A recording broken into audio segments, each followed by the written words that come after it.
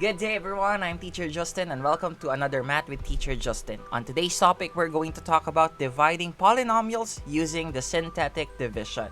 Alright, so in this example, we have x squared plus 3x minus 56 divided by x minus 6. So our first step in applying our synthetic division is for us to equate our divisor, in this case it is x minus 6, to 0, and solve for the value of x. So how do we solve for the value of x? Let's just transpose negative 6 to the other side of the equation, giving us x is equal to 6. 6 will be our divisor, and for our dividend, we will just get the coefficient of our dividend. We have a coefficient of 1, positive 3, and negative 56.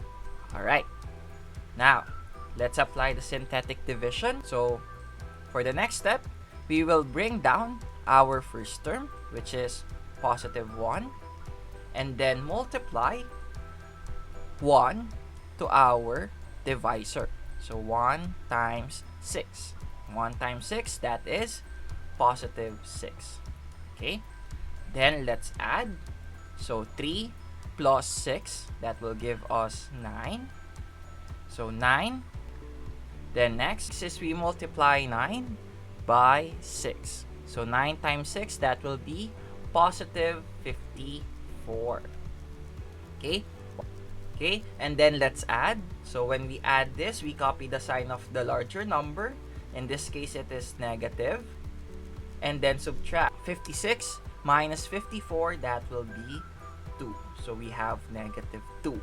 Okay, after we perform synthetic division, okay, we will place the variable. Now remember, we're dividing x squared and x. So our leading term will be the quotient of our x squared and x. So x squared divided by x, that will be x. So our leading term, we will start with x, followed by a constant, which is positive 9, and negative 2 will serve as our remainder.